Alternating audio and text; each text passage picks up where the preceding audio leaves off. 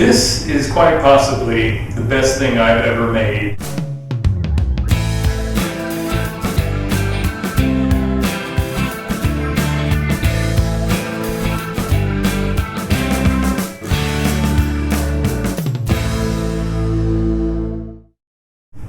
So this is my new backpack. It's not really finished. There are a few things like binding the interior that I need to do still.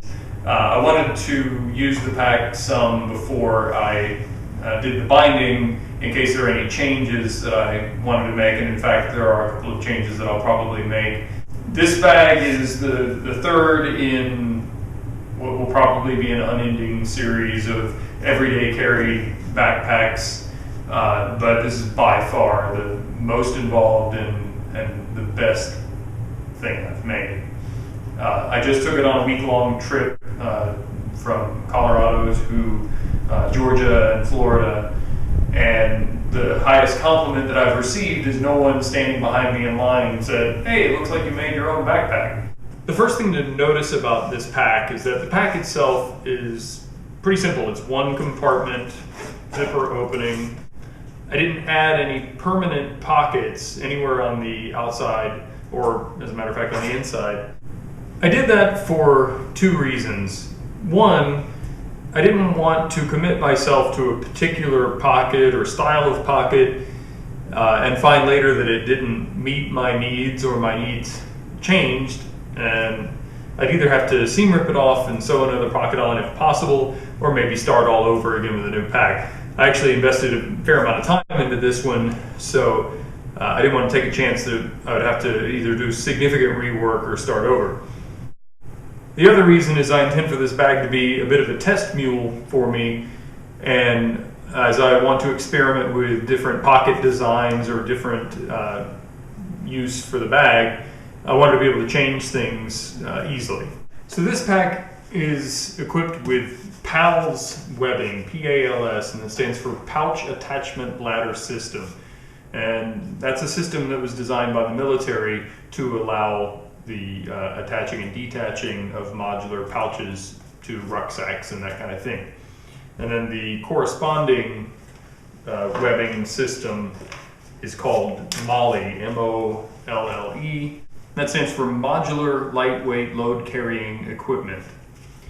So with a PALS grid on the bag and a pouch equipped with MOLLE, this is one that I purchased just to test using manufactured MOLLE on my PALS webbing that I attached.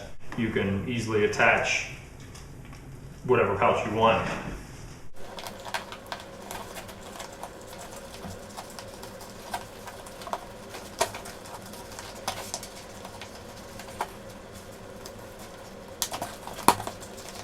For example, this is a grenade pouch.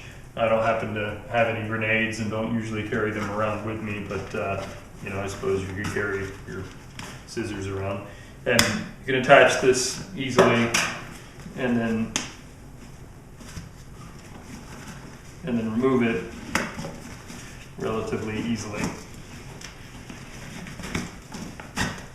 As if to underscore why I chose to use a modular mounting system as opposed to directly and permanently affixing pockets to the bag, this pouch holds a Nalgene size water bottle very, very well.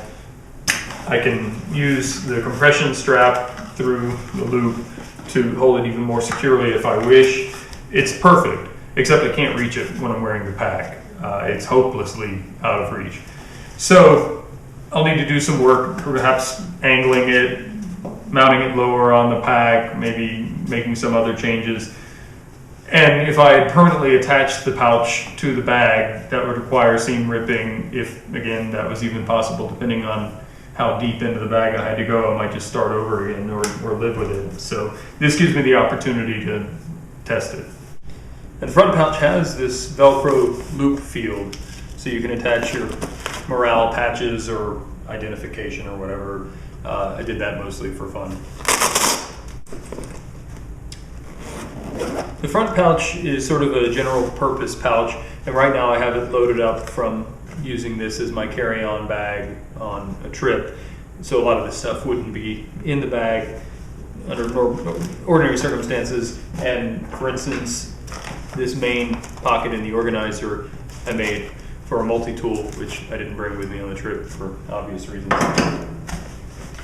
So you can see that there's room in the main body of the pocket, and then there's a pocket on the front side of the front pocket just to hold miscellaneous items, and then some organized pockets for flashlights and pens, and another semi-organized pocket just to hold miscellaneous items, including my other flashlight that I normally carry in my pocket. And just to reiterate, all these edges need to be bound, and I just haven't bound them yet because I'm not finished enough to commit to it. The front pocket and the water bottle pocket are attached with MOLLE sticks as opposed to some of the other hundreds of ways you can attach MOLLE equipment to PALS webbing. MOLLE sticks have the advantage of having a quick release function, which doesn't really matter for this application, but if you're using this in a more tactical use, say a first aid kit or something that you might need to remove quickly, that's pretty handy. I find them to be very easy to mount. To be honest with you, until I made this pack, I've never had any practical experience with PALS or MOLLE, so your experience may vary, but I thought these seemed interesting and I like them so far. You can pull on these tabs and pull the sticks right out. Your gear is separated. So if it were something you needed to change quickly or you're changing pockets a lot, that might be a handy thing to look into. At the risk of this turning into a what's in my bag video, I thought it might be interesting to show just how much stuff I crammed into this for our vacation. Due to varying allowances between airlines regarding checked baggage, weight limitations, and charges for multiple bags, the missus of all trades and I used one checked bag and each had a carry-on, and our bag ended up being a little bit overweight, so we both had to kind of cram in some stuff from our checked bag into our carry-on. So there's a little more stuff in here than I planned to carry. Ended up weighing about 23 pounds, and from carrying it all over 3 airports, I can tell you that it carries 23 pounds quite comfortably. I guess while we're talking comfort, the straps are made out of the same fabric that the pack body is made out of, a 1000 denier Cordura. There's a very thin neoprene foam, maybe 2 millimeter neoprene foam, and then 3D mesh. So inside the bag, I'm just going to pull things out quickly and not go into great detail. I've got a sunglasses case, my warm hat, some books and magazines for the airplane, my laptop in the case that this is a prototype of something I intended to make for this bag, didn't have time, and then the night before we left I took a half an hour and threw this together, and full disclosure, made it backwards. The tan was supposed to be the outside and I got confused. I've got a change of clothes in case my checked bag were to get lost, I'd have something to wear.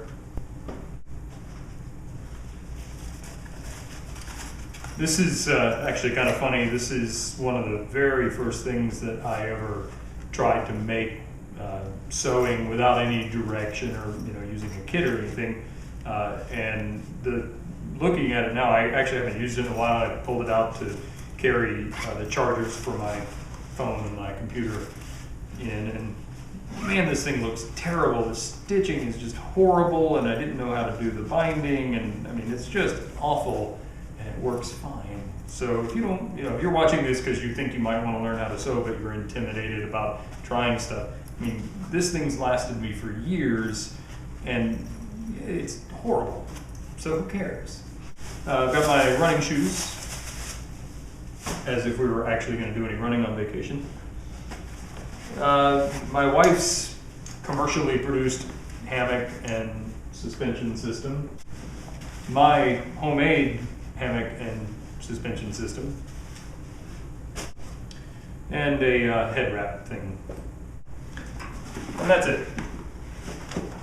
So this computer case, using the word case is probably a bit strong, but I wanted something to secure the computer in the bag and provide some padding. There's foam padding in the back and the bottom of the bag, but I wanted an additional layer of protection for the computer. Inside the bag, I've attached loop Velcro on the sides and the back for the same reason as I attached the Powell's webbing on the outside.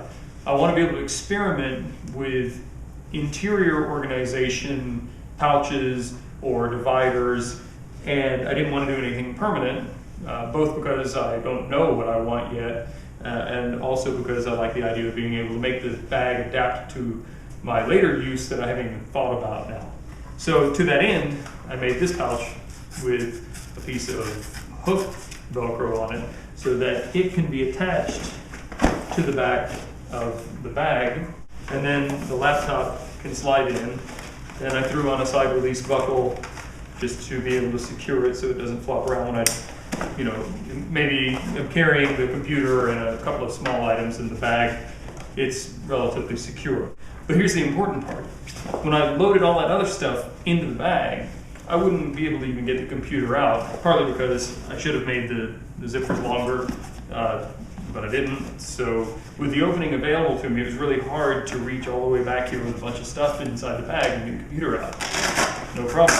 I take the whole bag out, put all my stuff in the back, put the computer in the front of the pack. I have the same protection. It's wedged in by all the stuff, so I don't have to worry about moving around. And it worked beautifully. So if you're into building packs and having a laptop sleeve is part of your plan, this might be something to consider. And I'm sure somebody else is doing this. I thought of it myself, but I'm sure that I'm not the only one. But a couple of dollars in Velcro, and you can move this around and keep the protection that you want, and not be committed to having to get the bag in one spot in your bag. Alternatively, you could also put another zipper towards the back of the bag so you could reach it more easily. That would work too. So that's an overview of Backpack version 3.0. Probably not going to be the last pack I build. I have to admit, I'm really proud of how this pack turned out. And I hope this inspires you if you're thinking about building something. Like, I really don't know what I'm doing. I looked at pictures on the internet, looked at other backpacks that I own, and figured it out. It's probably not right, it's probably not the best way to do it, but it lasted through a week of hard use, trekking through airports, and it's doing well, so I'm pretty happy with it. If you have any questions or comments, feel free to post them in the comments section below. If you like this video, click like, and if you'd like to subscribe to channels and you're not subscribed to this one already, hey, why don't you subscribe? Thanks for watching.